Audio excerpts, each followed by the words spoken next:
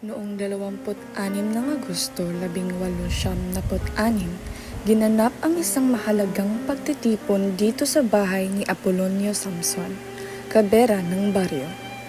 Nagtipon-tipon ang mga pinuno ng katipunan, sina Andres Bonifacio, Emilio Jacinto, Aguedo del Rosario, Tomas Remigio, Bricio Pantas, Teodoro Plata, Pio Valenzuela, Enrique Pacheco at Francisco Carrion.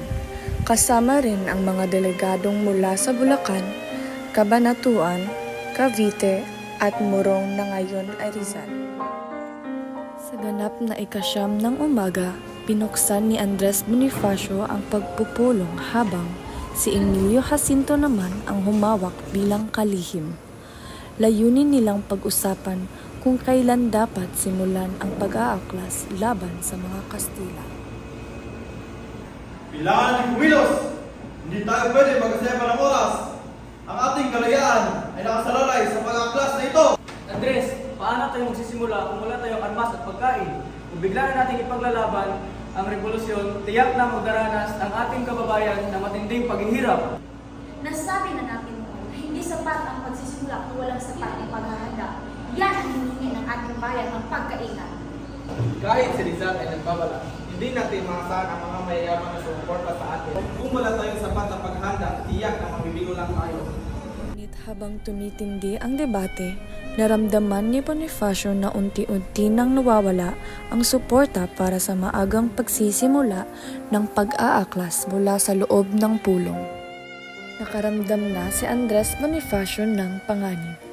Isang panganib na ang mga lider ay natitigil sa pagdedesisyon. Kaya't nagpasya siyang lumabas at direktang kausapin ang mga naghihintay na mandirigma ng katipunan. Natatandaan niyo pa ba ang kapalaran ng ating mga kababayan sa bagong bayan? Kung tayo babalik sa ating mga bayan, agad tayong patatamaan ng mga palaso ng mga Kastila. Ang ating kilusan ay nadiskubre na tayo ay magtalo na. Kung hindi natin sisimulan ang pag-aaklas, lahat tayo mauubos. Ano ang inyong sasabihin? Hiwagsik! Kung kayo'y tunay na handang lumaban, ipakita ninyo ito ngayon. Kunin at punitin ang inyong mga sedula.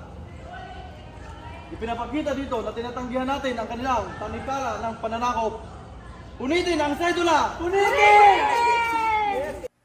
Sa kabila ng mga luha at pagod, sama-sama nilang ipinahayag ang isang makasaysayang deklarasyon, ang paghihiwalay mula sa pamumuno ng mga Kastila. Dito nagsimula ang tunay na pagsilang ng ating kalayaan. Narito ang sagot ng ating bayan. Pinunit na nila ang kanilang mga sedula. Wala tayo ibang magpipilian. Hindi simulan ang pag-aaklas. Kung hindi, libo-libong buhay ang malulustay at matatamaan ng bala ng mga Kastila.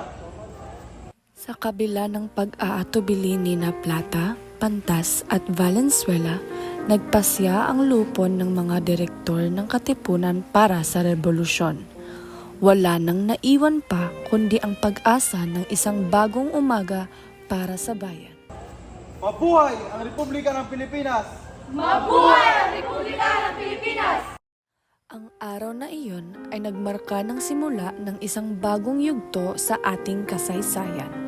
Isang yugto ng paglaban, pagkakaisa at pag-asa para sa tunay na kalayaan ng ating bayan.